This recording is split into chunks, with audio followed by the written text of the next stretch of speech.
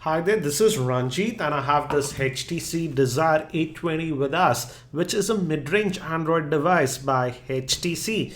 And this sports a new processor, that's the Snapdragon 615, which is actually a 64-bit processor.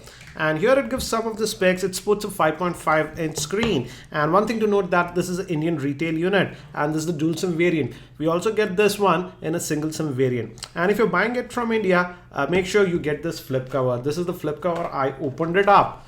So it's a basic flip cover that you are getting. I don't know if we are getting this in other countries, but in India, we are getting it. And I purchased this locally from Faisal Communications. The MRP price quoted here is 27,390, but you can get it in the local market for around 23,500 or so. And the specs are actually decent. Let's just quickly open it up. It supports actually a octa-core, that's an 8-core processor based on the new architecture, that is ARM Cortex A53, which is a 64-bit. Actually, it's divided into two. The first 4 cores run at 1.5 gigahertz and the other 4 run at 1 gigahertz. And it also supports the new GPU, that is the Adreno 405. So here we have the handset itself. And actually, if you have seen my HTC Desire 816 unboxing, it actually looks very similar to that. Let's just open this up. Let's just take this. And here we have the handset. I accidentally just switch that on, and the battery is again sealed inside, and it's a polycarbonate plastic like the HTC Desire 816. We'll just keep this to the side, let it boot. By the time it has the dual speakers, let's quickly look at what else do we get. We have a simple pamphlet, user license guide, safety and regulatory, and on this end we have the power brick. These are earphones, and these are not in-ear but standard earphones that we get, and this is the USB cable. So nothing exciting in the box. Let's keep this to the side and let's look at the handset itself. Another good thing with this device is that it does support 4G LTE in India. And at the back we have the branding of HTC. Again, it's very glossy plastic, and it will be prone to fingerprints. The rear facing camera is a 13 megapixel shooter with LED flash, and the front facing camera actually is 8 megapixel shooter, and both can record video up to 1080p, that's full HD. The handset is fairly light. The battery is again sealed inside. It's a 2600 milliamp hour battery, and actually it has booted. So let's just continue here. We'll just continue in English India. So this is the first boot of this device, and the good thing is that it is showing me both the bands, that is 5 gigahertz band as well as the 2.4 gigahertz band. So it's nice to see that it does dual band Wi-Fi. Let me quickly connect to my Wi-Fi network and I'll be back. So I am connected. Another good thing with this device is that it has 2 gigs of RAM. So specs wise, I would say pretty decent specs, and we'll add a Google account, etc. later on. Let's just continue, and we can also migrate our data. I don't want to do that from your old HTC device if you have one. I'll just skip that again, and we can add our Google account, Facebook accounts, etc. if you have. So let's just continue, and we are done. Yes, let's just finish. I agree to the location, not now. And this is the first boot, so it is taking quite a bit of time, and interesting. Yeah, it is done, and again it runs the HTC Sense 6 UI, and interesting, they have a white wallpaper. Generally HTC used to have colorful wallpapers, but they have chosen white. But let's look at the settings. Let's just go here, and if we go to the settings, let's go to about the device, and if we go to software information, as you can see, it's running on the Android version 4.4.4, that is KitKat. I hope this device gets Android Lollipop very soon. Let's look at the storage also. By default we have 16 gigs of internal storage, but let's see how much do we actually get. So here is the storage tab, and out of that 16 gigs, available space that we have is 8.7 GB.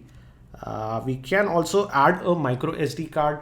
Micro SD cards up to 128 gigs are supported on this device, but I'm not very sure if we are able to move the entire apps to the SD card. I'll test that in my full review. So that's regarding the storage.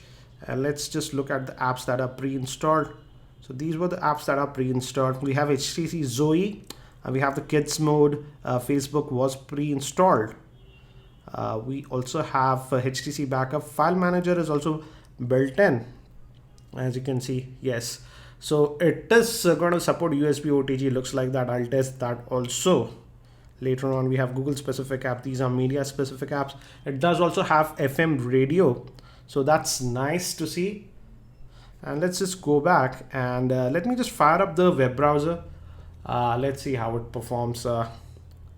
Yes, I'm just going to allow it. Let's just go to let's say techmeme.com, and I'm going to go in the mobile variant.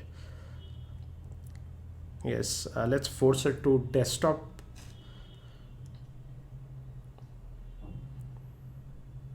Oops, I got to change the URL from mobile to the regular one.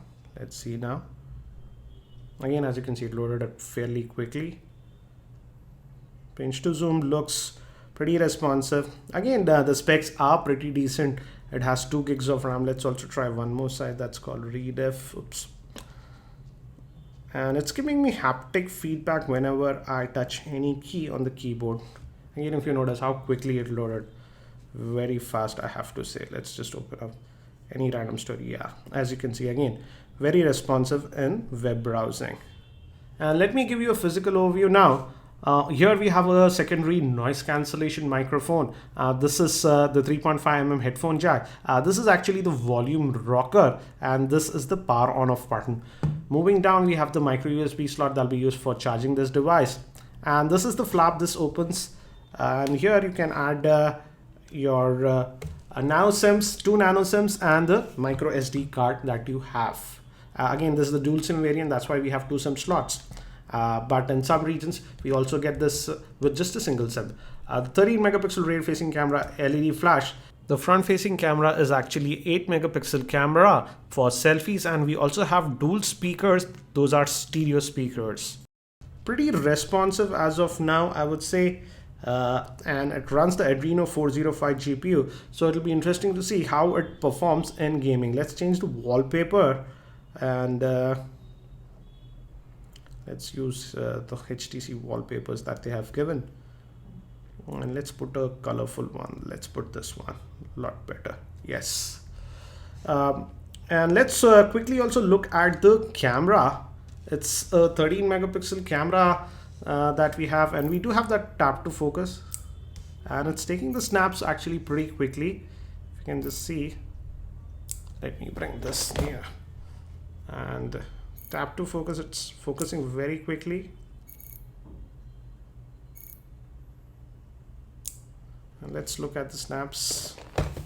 These are the snaps that we took right now. Pretty decent. This came out a little bit blurry, but this came out really sharp, I would say. Again, I'll be testing the camera a lot more in my full review. So looks like an interesting device. Again, we have dual speakers here on it, and again, the buttons, the back, home, and the multitasking buttons are part of the display.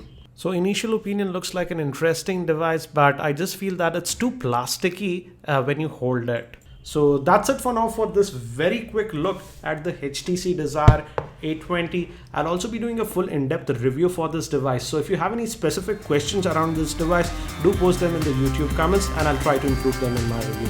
Thanks for watching, and if you're not subscribed to my YouTube channel, hit that subscribe button. And I hope to see you in my next video.